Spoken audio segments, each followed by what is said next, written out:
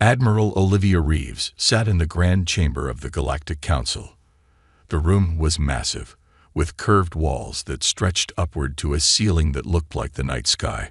Beings from 100 different worlds filled the seats around her. Some had scales, others had fur. Some had 6 arms, others floated in special tanks. But all of them were looking at her now. She was the only human in the room. For years, Earth had prepared for this day. They had built faster ships, cleaned their oceans, ended their wars, and reached out to the stars with messages of peace. After decades of work, humans were ready to join the great families of the galaxy. The head counselor, a tall being with blue skin and 4 eyes, stood at the center of the room. His voice boomed through the chamber. "The Galactic Council has reviewed the application from the planet Earth for membership," he said. "After careful consideration, we have reached our decision." Olivia straightened her uniform. She had practiced her acceptance speech 100 times on the journey here. She had thought about this moment since she was a young officer. First contact had happened when she was in school. Now, 30 years later, humans would finally take their place among the stars.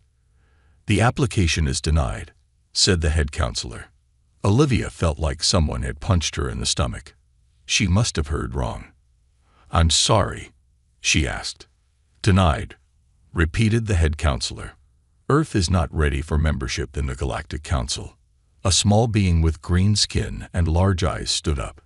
"Humans are too aggressive," it said.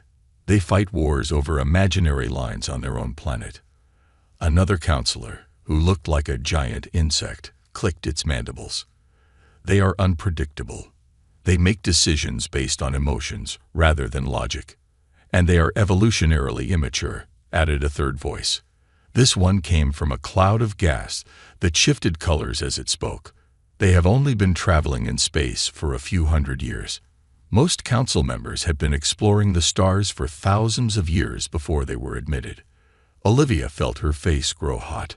She wanted to argue, to defend her people. But she knew that showing anger now would only prove them right. "I understand your concerns," she said, keeping her voice steady. "But humans have made great progress. We have ended our major conflicts. We have developed technologies that you received from contact with more advanced species," interrupted the head counselor. "The decision is final, Admiral Reeves. Earth's application is denied. You may reapply in 100 years. 100 years. Olivia would be long dead by then. Everyone who had worked for this moment would be gone. The meeting ended. The representatives from dozens of worlds filed out of the chamber, some throwing curious glances at her. A few looked sympathetic. Most ignored her completely. A small being with purple skin approached her. "I am sorry, Admiral," it said. "My people voted to accept Earth. We believe in giving chances." "Thank you," Olivia said. "But it seems we are still not welcome at the table." "Give it time," the alien said, then hurried away. Olivia walked slowly back to her ship, the Earth vessel Determination. Her crew waited for the news. Their faces fell when she told them. "What do we do now, Admiral?" asked her second-in-command, Lieutenant Ryan Foster. Olivia looked at the stars through the viewport. The journey back to Earth would take 3 weeks, even at their fastest speed. 3 weeks to think about what to tell the United Earth government. 3 weeks to consider the future of humanity among the stars. But as she stared into the darkness of space, something hardened inside her. The council had made their decision. They thought humans were too aggressive, too unpredictable, too young. Maybe they were right, and maybe that was exactly what the galaxy needed. "Set course for Earth, Lieutenant," she said. "We have work to do." "Yes, Admiral. What should I tell the crew about our mission status?" Olivia smiled, a plan already forming in her mind. "Tell them we've been denied a seat at the table. So we're going to build our own." President Ethan Delgado stood at the podium in the Great Hall of the United Earth Parliament. Representatives from every nation on the planet waited in silence. The news of Earth's rejection by the Galactic Council had leaked 3 days ago, when Admiral Reeves' ship entered the solar system. Now, Everyone wanted answers. "Ladies and gentlemen," President Delgado began, his voice echoing through the chamber. "3 weeks ago, Admiral Reeves presented our case to the Galactic Council. After 30 years of preparation, after all our advancements and peaceful efforts, they have rejected us." Angry murmurs spread through the crowd. On screens around the world, billions of humans watched the address. In homes, in offices, in public squares, the mood was the same: shock, followed by anger. "The Council claims we are too aggressive," continued Delgado. "Too unpredictable. Too young as a spacefaring species." He paused, looking around the room. "They're right." The murmurs stopped. Everyone stared at him in surprise. "We are aggressive when we need to be. We are unpredictable because we think differently. And yes, we are young among the stars. But these are not weaknesses, as the Council believes. They are our strengths." He pressed a button, and a hologram appeared above the center of the hall. It showed a map of the galaxy, with Council territories marked in blue. "For too long, we have sought permission to join a community that has no interest in our participation. Today, we chart a new course." The president nodded to a woman sitting in the front row. Dr. Natalie Wright stood up and walked to the podium. As the head of the Advanced Propulsion Laboratory, she was the brightest mind in faster-than-light travel research. "Dr. Wright and her team have made breakthroughs they've kept secret, even from the Council," said Delgado. "Natalie, please tell them." Dr. Wright adjusted her glasses. "We've developed a new drive system," she said, "twice as fast as our current technology, using half the energy. And we found a way to hide our ships from Council sensors." The hologram changed, showing the design of a new type of ship. It was sleeker than current Earth vessels, with strange patterns on its hull. "But that's not all," Dr. Wright continued. "We've also discovered how to create stable wormholes for instant travel between 2 points in space." Gasps filled the room. This was beyond what anyone expected. The Council had wormhole technology, but they guarded it closely, allowing only full members to use their network. President Delgado returned to the podium as Dr. Wright sat down. "General Hayes, please share our defense plan." General Aaron Hayes, a tall man with a serious face, stood up. "We are launching Operation Prometheus," he said.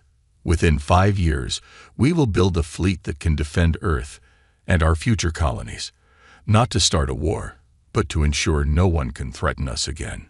The hologram showed designs for new warships, with weapons and shields far beyond current Earth technology. When General Hayes finished, President Delgado spoke again. "This is not just about defense. We will expand outward, establish colonies beyond Council space. And most importantly, we will find other species that the Council has rejected." He looked around the room, making eye contact with as many representatives as possible. "The Council denied us a seat at their table. So be it. We won't be knocking on their door anymore. We're building our own house and our own table." The hall erupted in applause. Even representatives who usually disagreed with Delgado were standing, clapping, shouting approval. As the noise died down, President Delgado made his final point. "Admiral Reeves will lead our first diplomatic mission beyond Council space. We know there are other species out there who have been rejected as we were.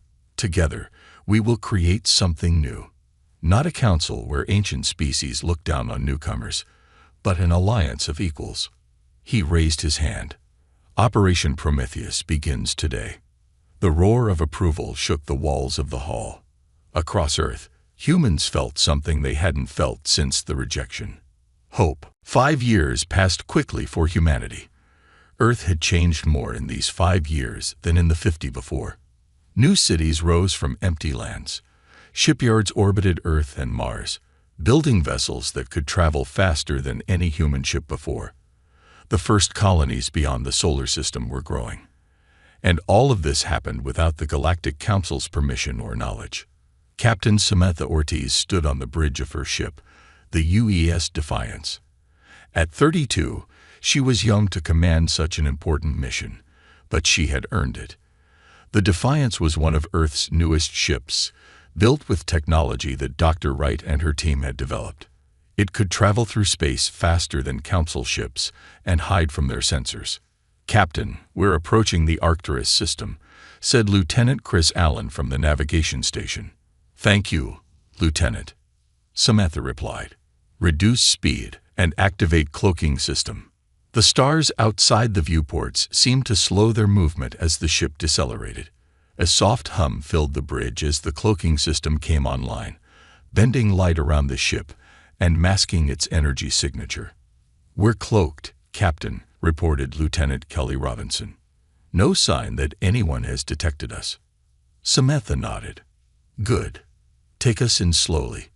We don't want to surprise the Caldari too much." The Caldari were the reason for their mission. Admiral Reeves had discovered records in Earth's first contact data about this species. They had been rejected by the Galactic Council 200 years ago for being too primitive. Earth's intelligence suggested they still lived in the Arcturus system and might be open to an alliance. The Defiance moved deeper into the system. They passed the outer planets, gas giants with rings of ice and rock. As they approached the fourth planet from the star, sensors detected activity. "Captain, I'm picking up ships," said Lieutenant Robinson.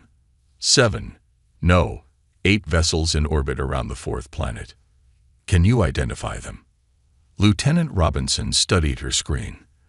"They're not Council designs. They appear to be Caldari ships based on the records we have." "Any weapons pointed at us?" "No, Captain. They haven't detected us yet." Samantha took a deep breath. This was the moment of truth. Either the Caldari would be potential allies, or this mission would end before it began. "Disable the cloak and open a channel," she ordered. "Let's introduce ourselves." The Defiance became visible, its hull gleaming in the light of the Arcturus star.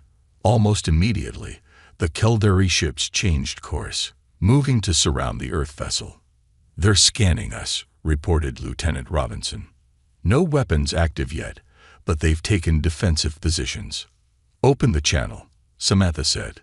Lieutenant Allen tapped his console. "Channel open." Samantha spoke clearly, knowing her words would be translated by the ship's computer. "Attention, Caldari vessels.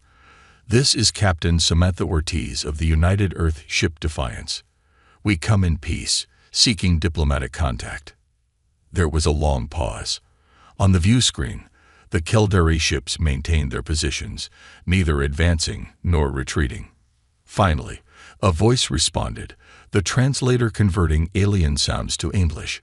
"Earth vessel, this is Commander Zarn of the Caldari Defense Force. We have no record of your species. Identify your intentions." "Commander Zarn, we are from Earth, a planet beyond your system. Like you, we were deemed unworthy by the Galactic Council. We seek friendship with species who share our experience." Another pause, longer this time. Samantha could imagine the discussions happening on the Caldari ships. The voice returned. "Captain Ortiz, the Council rejected us 2 centuries ago. Since then, we have had no contact with other species. Why should we trust you now?" Samantha smiled. This was the opening she hoped for. "Because we bring something the Council never offered. Respect as equals. We don't want to control you or change you. We want to trade, to learn from each other, and to stand together in a galaxy that tried to ignore us both." A new voice came over the channel, older with a tone of authority. "I am High Leader Vex of the Caldari, Captain Ortiz of Earth. We will meet. One ship may approach our world. Come unarmed, and we will talk." Samantha looked around at her crew, seeing hope in their eyes. "Thank you, High Leader. We accept your invitation." The first contact between Earth and the Caldari had begun. It would not be the last. Ambassador Richard Monroe straightened his uniform and looked at the massive doors of the Galactic Council chamber. 5 years ago, Admiral Reeves had left this place in defeat. Now Monroe was about to enter, not as someone begging for acceptance, but as a representative of power. "Are you ready, sir?" asked his assistant, Maria Gonzalez. Monroe nodded. As ready as I'll ever be. The doors swung open. The chamber was just as grand as in the reports, with a high ceiling that looked like the night sky and curved walls lined with seats for hundreds of species. The council members murmured as Monroe walked to the center of the room. They had not invited Earth back. They were not expecting this visit. The head counselor, the same blue-skinned being who had rejected Earth 5 years ago, stood up. What is the meaning of this? Earth's application was denied. You have no right to enter this chamber. Monroe smiled politely. I am not here to apply for membership. I am here to inform the Council of new developments. A hologram appeared beside him, showing a map of the galaxy. 17 star systems were highlighted in green. This is the Terran Coalition, Monroe said. An alliance of 17 spacefaring species who control these systems. I am here as the Coalition's representative. The council members looked at each other in confusion. The head counselor's 4 eyes blinked rapidly. This is impossible, he said. We have no record of such an alliance. You wouldn't, Monroe replied. We operate beyond council space, in regions you have deemed unimportant. The Coalition includes Earth, the Keldari of Arcturus, the Nilarians of Ta Ceti, and 14 other species, all previously rejected or ignored by this council. A tall, thin alien with red scales stood up. Monroe recognized him as the Voraxian High Chancellor, one of the most powerful members of the council. This is outrageous, the Voraxian bellowed. These territories fall under council jurisdiction. You have no authority to form such an alliance. Monroe remained calm. We do not seek your authority or permission. I am here merely to inform you of our existence and to establish boundary lines. The Terran Coalition respects Galactic Council space and expects the same courtesy in return. The chamber erupted in angry shouts. The Medusan matriarch, a being that looked like a large jellyfish floating in a special tank, moved forward. This upstart alliance will be crushed, she hissed, her translator making her words sound even more threatening. We will impose economic sanctions on any world that trades with your so-called coalition. Monroe waited for the noise to die down. The reaction was exactly what Earth had predicted. We anticipated your response, he said when he could be heard again. Which is why I've been authorized to inform you that all coalition worlds have ceased exporting critical rare minerals to council space, effective immediately. Silence fell over the chamber. These were not empty words. The unimportant worlds beyond council space were rich in minerals that council technology depended on. Minerals like neodymium, yttrium, and other rare elements that the advanced council worlds had mined from their own planets long ago. You cannot do this, the head counselor said, but his voice lacked conviction. It is already done, Monroe replied. The shipments were stopped 3 days ago. We estimate that council worlds have a 6-month supply at current usage rates. The council members looked at each other in growing alarm. The Voraxian High Chancellor was the first to understand the full implications. You planned this, he said. All of it. Even your rejection 5 years ago. You used it to build this coalition against us. Monroe shook his head. Not against you. Independent of you. Earth doesn't want war, High Chancellor. We want respect. And now we have the means to ensure it. He stepped back from the center of the chamber. I'll leave you to discuss the new reality. The coalition will send representatives next month to negotiate trade agreements as equals. As Monroe walked out of the chamber, the shouting began again. But now there was fear mixed with the anger. The Galactic Council was facing something they had never expected. Humans who had turned rejection into strength, and who had built not just a seat at the table, but an entirely new table. Admiral Grace Mitchell stood on the bridge of the UES Intrepid, the largest warship ever built by human hands. Through the main viewport, she could see the stars of the Arcturus system. This region of space, once just a distant point of light to Earth astronomers, was now the border between Coalition territory and Galactic Council space. Admiral, Council ships approaching, reported Commander Peter Kim, her second in command.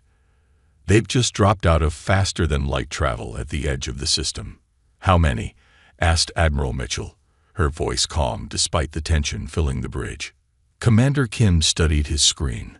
5 dreadnoughts, 10 cruisers, and 15 smaller vessels. Standard Council battle formation. Admiral Mitchell nodded. This was expected. After Ambassador Monroe's visit to the Council 3 weeks ago, Earth intelligence had predicted a show of force. The Council was not used to being challenged, especially by species they considered inferior. "Are they scanning us?" she asked. "Yes, Admiral. They can detect the Intrepid, but not our other ships." Admiral Mitchell allowed herself a small smile. "Let's wait until they're fully in the system." The minutes ticked by slowly. On the tactical display, the Council fleet moved deeper into the Arcturus system, heading directly for the Intrepid. They were coming in with confidence, expecting to find a single coalition ship. "They're sending a message, Admiral," said Lieutenant Scott Harris from the communication station. "The Council commander demands that we leave Council territory immediately or face destruction." "Arcturus is not Council territory," replied Admiral Mitchell. "It is the homeworld of the Keldari, founding members of the Terran Coalition." She turned to Commander Kim. "Are they in position?" "Yes, Admiral. All ships report ready." Admiral Mitchell nodded. To cloak the fleet, Commander Kim pressed a sequence of buttons on his console. Decloaking now. Outside in the darkness of space, ships began to appear as if by magic. Not just 1 or 2, but dozens. Then scores. The Coalition fleet had been waiting in ambush, hidden by the advanced cloaking technology developed by Dr. Wright's team. 20 dreadnoughts, 40 cruisers, and 60 destroyers now visible to the Council fleet, reported Commander Kim. "Our ships have taken position around them on all sides." On the tactical display, the Council fleet was now a small cluster of red dots, surrounded by a much larger swarm of green ones representing Coalition vessels. The trap was complete. "Open a channel to the Council commander," ordered Admiral Mitchell. Lieutenant Harris worked his console.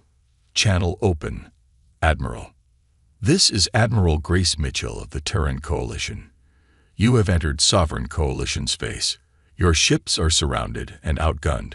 You have 2 options: retreat immediately or be destroyed." The reply came quickly, the alien voice translated by the ship's computer. "This is Commander Xal of the Galactic Council Fleet. Your actions constitute an act of war against the Council. We will not be intimidated by inferior species." Admiral Mitchell sighed. The Council's arrogance was as expected. "Commander Xal, look at your tactical display. Count our ships. Scan their weapons. This is not intimidation.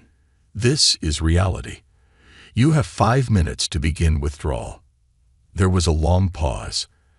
Admiral Mitchell imagined the Council commander looking at the same tactical display she was seeing, finally understanding the true situation. "You planned this," Commander Xal's voice finally responded.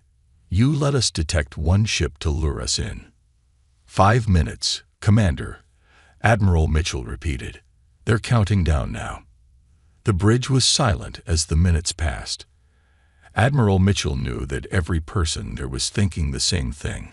Would this be the day the first shots were fired in a war between the Coalition and the Council? At the 4-minute mark, the Council fleet began to move. "They're turning around, Admiral," reported Commander Kim. "All ships are powering up their faster-than-light drives." Admiral Mitchell nodded. "Let them go. Make sure all our ships hold position." One by one, the Council ships disappeared into faster-than-light travel, retreating back to their territory. Not a single shot had been fired. "Send a message to Earth," Admiral Mitchell ordered. "The Council fleet has withdrawn. They now understand that we are not bluffing." As the last Council ship disappeared, cheers broke out across the bridge. It was a victory without bloodshed. The best kind of victory. The Galactic Council had finally learned that humans and their allies were not to be underestimated. Back on Earth, The coalition leadership was already planning their next move. Dr. Nedley Wright stood in the center of the largest laboratory ever built by humans. Located on a space station orbiting Earth, the facility stretched for nearly a mile in each direction.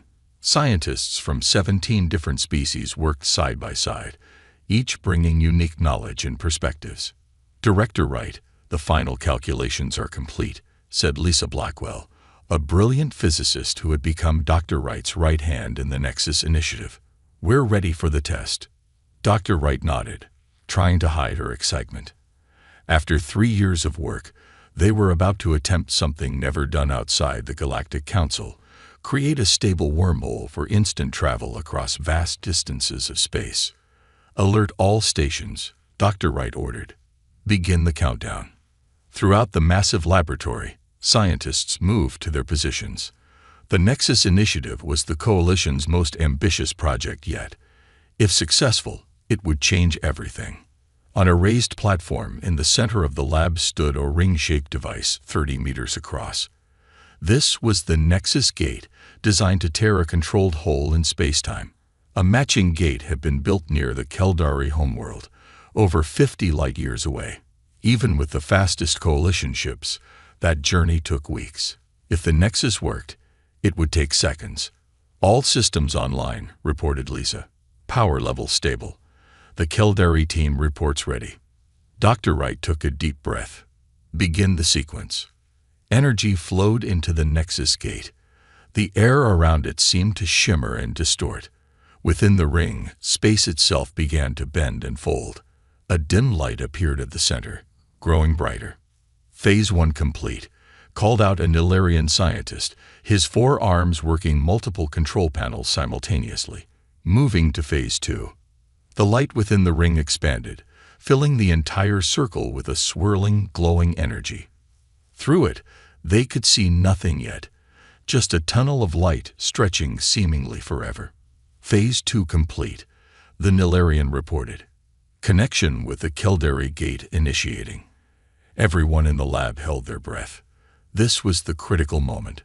Either the wormhole would stabilize, connecting the 2 gates across 50 light-years of space, or it would collapse, potentially with catastrophic results. The swirling energy suddenly changed color, shifting from white to blue. And then, through the tunnel of light, they could see figures moving on the other side. "Connection established," Lisa shouted, unable to contain her excitement. "We have a stable wormhole to the Keldari homeworld." Cheers erupted throughout the lab. Scientists of all species hugged each other, some crying with joy. Dr. Wright smiled broadly. They had done it. They had created what only the oldest council species had managed before: a stable pathway through space-time. "Send the test probe," she ordered when the celebrations had quieted somewhat. A small robotic probe floated toward the Nexus Gate.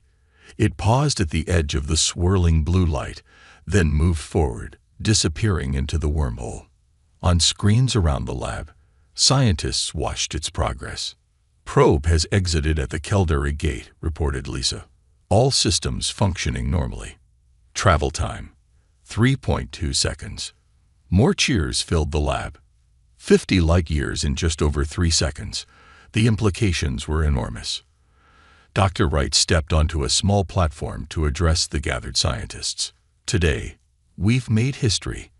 The Council maintained its power by controlling access to the galaxy through their wormhole network.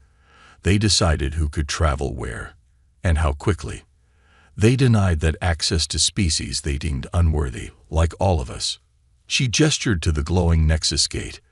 "But now we've built our own network, one that will be open to all Coalition species with no gatekeepers. We are democratizing the galaxy."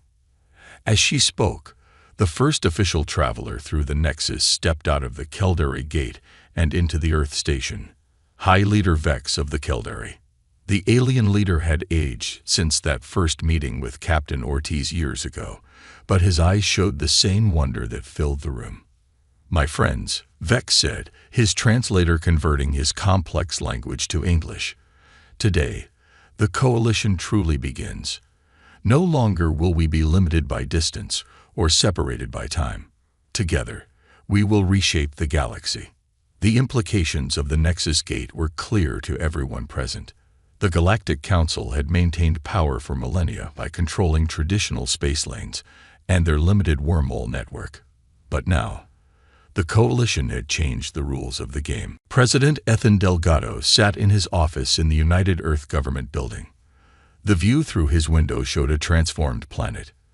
New towers reached toward the sky, built with materials and technologies developed through Coalition cooperation. Ships of various designs, some not even made by humans, flew through the air. Earth had changed dramatically in the 10 years since their rejection by the Galactic Council. A soft chime indicated an incoming message. President Delgado touched a button on his desk, and a hologram appeared. It showed a being with blue skin and 4 eyes, the head counselor of the Galactic Council. President Delgado, the alien said, "I hope this message finds you well." "Head counselor," Delgado replied, keeping his face neutral. "This is unexpected." The head counselor seemed uncomfortable, shifting slightly in his ornate chair. "I bring an important message from the Council.